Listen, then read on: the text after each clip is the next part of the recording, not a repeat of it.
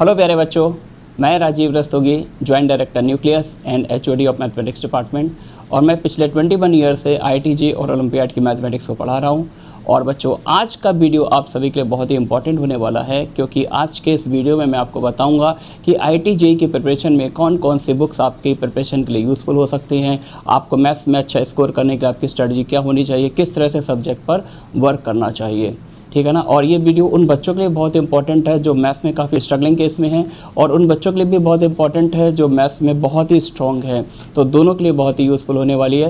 लेकिन इससे पहले मैं एक इम्पॉर्टेंट इन्फॉर्मेशन आपको बता दूं कि न्यूक्लियस में, जैसा कि आप स्क्रीन में देख रहे हैं, 14 जून से नर्चर बैच स्टार्ट होने जा रहा है। Nurture means 10 to 11 moving student.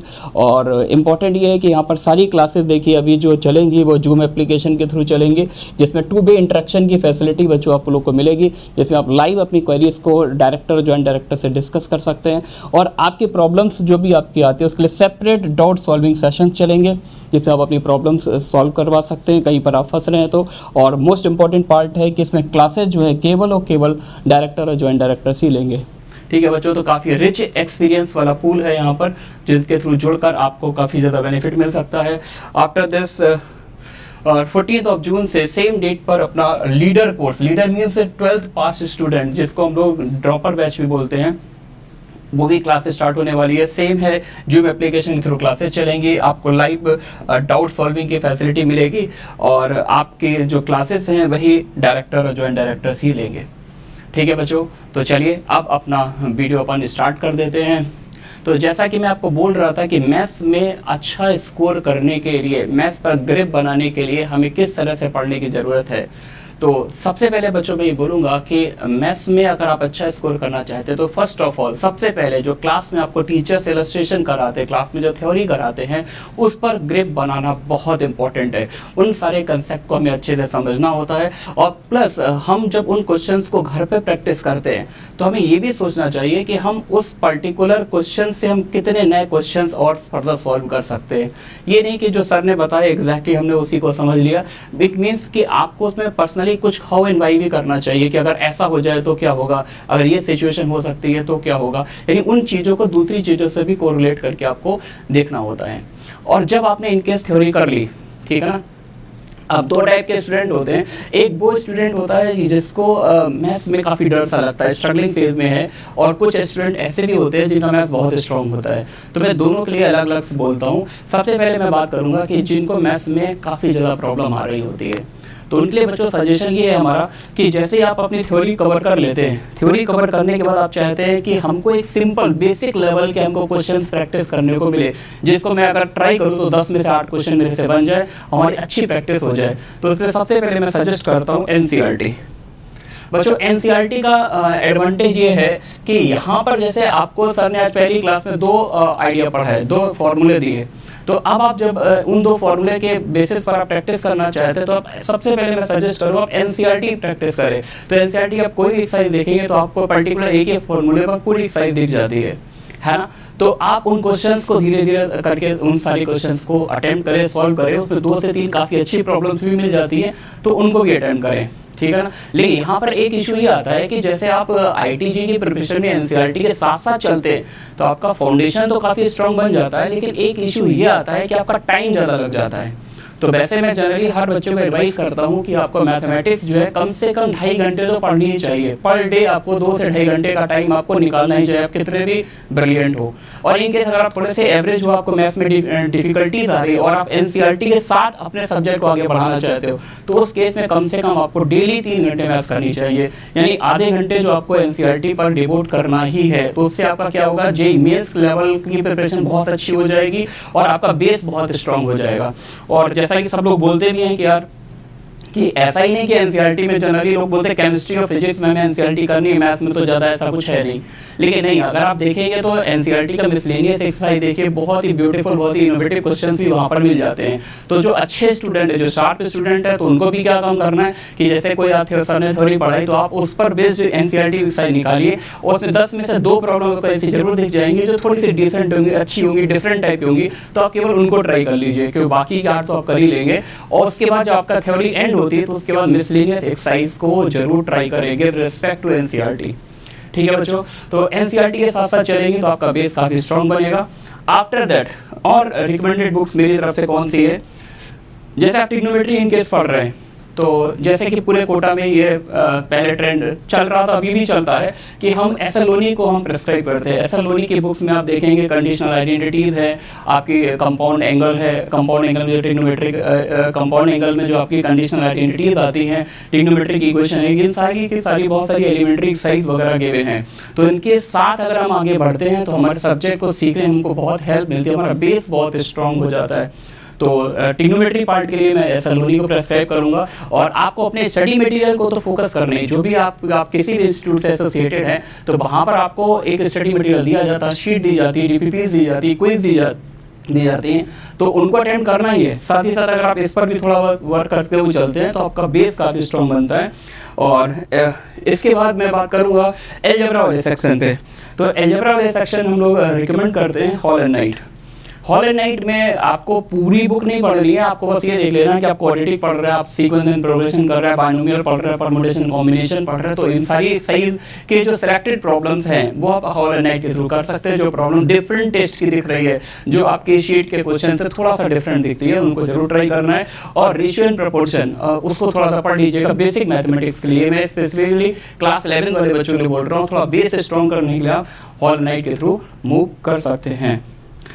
After that hall and night के बाद अगर फिर कोऑर्डिनेट ज्योमेट्री की बात आती है तो बहुत ही फेमस बुक है एसएलओनी की कोऑर्डिनेट ज्योमेट्री। तो इसके थ्रू अगर आप चलेंगे तो बहुत सारे आपको प्रैक्टिस करने में अच्छे से अच्छे क्वेश्चन मिल जाएंगे, जिसमें हर लेवल के क्वेश्चन हैं। एसएलओनी की कोऑर्डिनेट ज्योमेट्री बेस्ट बुक है कोऑर्डिनेट के लिए, है ना। जब पहले जेई एडवांस का पेपर, पहले जब जेई का पेपर होता था 10 क्वेश्चंस आते तो उस समय सारे के सारे टीचर्स इस बुक को रिकमेंड करते थे, क्योंकि एक से एक हायर लेवल की प्रॉब्लम आपको इसमें मिल जाती है, from very basic to very advance level, है ना। तो जो भी आपका टेस्ट हो, जिस तरह के आप क्वेश्चन करना चाहते हैं, हर तरह के प्रॉब्लम का सोर्स इसमें आपको मिल जाएगा। आफ्टर दैट क्लास 12 के स्टूडेंट जो इस समय कैलकुलस पढ़ रहे हैं तो उनके लिए मेरा सजेशन है कि आप I Maron problems in calculus of one variable written by I Maron, आप इस बुक को फॉलो करें।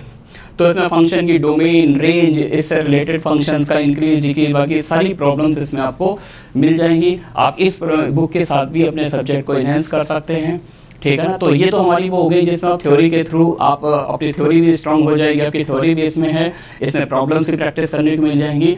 और आफ्टर दैट जैसे आपका एक बार शीट सॉल्व हो गया, आपने ये सारी बुक भी पढ़ ली, आपने अपना बेस स्ट्रॉन्ग कर लिया, अब आपके सामने आता है कि सर अगर मैंने सारा सब कुछ पढ़ लिया, ठीक है सर, अब मेरे को और प्रॉब्लम्स करनी है और मेरे को सब्जेक्ट में डेप्थ में जाना है, या मेरे को 2 डिजिट रैंक लानी है, सिंगल डिजिट रैंक लानी है। तो सबसे पहले मैं बोलूँगा बच्चों कि मार्केट की मैं किसी भी बुक को डिस्करेज करूँगा। ऐसा नहीं बोलूँगा कि आप XYZ किसी पब्लिकेशन का आप कैलकुलस कर लें, इस पब्लिकेशन का आपने कोऑर्डिनेट ज्योमेट्री पढ़ लिया, उसका आपने वेक्टर 3D कर लिया, मैं इसको बिल्कुल भी अप्रिशिएट नहीं करता। क्योंकि जनरली मार्केट में जो बुक्स होती है उसमें क्वेश्चंस का टाइप अगर आप देखेंगे तो नियर अबाउट वही रहता है जो हम लोग टेस्ट पेपर में बनाते हैं, जो हम लोग की शीट्स में ऑलरेडी अवेलेबल है। तो इनको करने से आपका बहुत ज़्यादा बेनिफिट नहीं होता है। आपको ये करना है कि आपको लग रहा है कि आप में दम है, आप मैथ्स पे डोमिनेट कर सकते हो, मैथ्स में अच्छा स्कोर कर सकते हो, तो आप अपने टीचर से डिस्कस कीजिए कि सर मेरे को और अच्छे लेवल की प्रॉब्लम चाहिए, चैलेंजिंग प्रॉब्लम चाहिए, है ना। क्योंकि टीचर्स का डोमेन का होता है एक्सटेंडेड होता है, मार्केट के 10 बुक्स से ज़्यादा बड़ा सोर्स आपका खुद का टीचर है।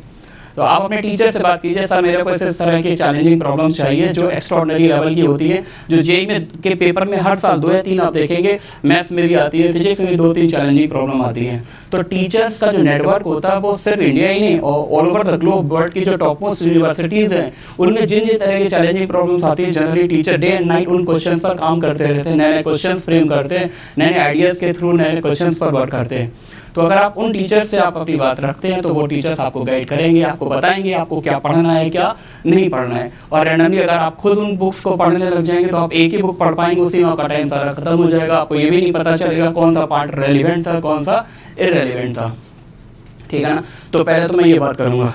इन केस अगर फिर भी आपको लगता है कि सर टीचर से तो मेरी बात हो गई लेकिन हम खुद से कुछ और एक्स्ट्रा करना चाहते हैं, तो मैं उन स्पेसिफिक कैंडिडेट जो अंडर 100 रैंक लाने के लिए डिजर्व करते हैं, तो मैं उनके लिए स्पेशली ये बोल रहा हूँ, आप चाहे तो आरएमओ और इनमो के प्रीवियस ईयर क्वेश्चंस जो पहले आए हुए हैं ये प्रॉब्लम्स आप ट्राई कर सकते हैं, क्योंकि इनमें जो सोचने का लेवल होता है बहुत ही हायर लेवल होता है, बेस बिल्कुल बेसिक होता है, क्लास 10 का मैथमेटिक्स है, लेकिन अगर प्रॉब्लम्स का लेवल देखेंगे तो इतनी डिसेंट, इतनी हाई क्लास प्रॉब्लम्स होती है कि 2 क्वेश्चन करते ही आपको मजा आ जाता है, आपको लगता है यार आज मैंने कुछ सिग्निफिकेंट काम किया है।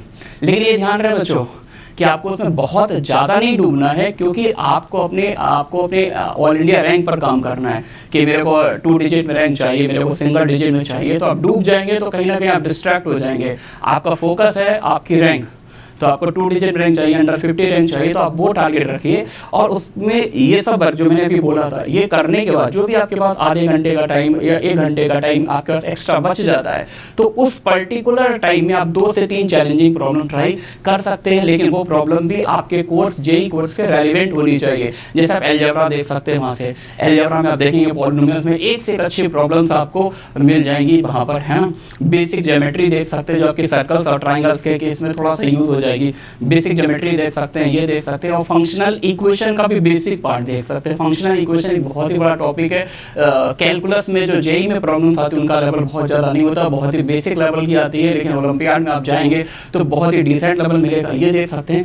थर्ड मैं बात करूँगा कॉम्बिनेटोरिक्स। कॉम्बिनेटोरिक्स में जो केसेस होते हैं, जैसे आपने देखा 2010 में एक रिकरेंस रिलेशन में प्रॉब्लम आई थी, रिकरेंस रिलेशन को यूज़ करके अब आजकल क्वाड्रेटिक में भी क्वेश्चन बनने लगे, तो रिकरेंस रिलेशन वाला पोर्शन जो है वो आप एक बार पढ़ सकते हैं आप ओलंपियाड लेवल पर। तो ये आपको कहीं ना कहीं बेनिफिट देगा, तो थोड़ा सा सीरियस रहना है। और फिर से मैं एक बार बोल दूं कि न्यूक्लियस में जो क्लासेस स्टार्ट हो रही हैं, आप जल्दी से जल्दी इन सारी क्लासेस को ज्वाइन करें, क्योंकि यहाँ पर बहुत ही रिच एक्सपीरियंस वाले टीचर्स का पूल आपको मिलेगा जो आपको गाइड करेगा टॉप क्लास रैंक लाने के लिए, ठीक है ना। और टेलीग्राम में हम लोग का जो चैनल बना हुआ है न्यूक्लियस का, उसको सब्सक्राइब करें, और उसका जो लिंक होगा वो इस वीडियो के डिस्क्रिप्शन बॉक्स में आपको मिल जाएगा। ओके बच्चों, थैंक्स फॉर वॉचिंग।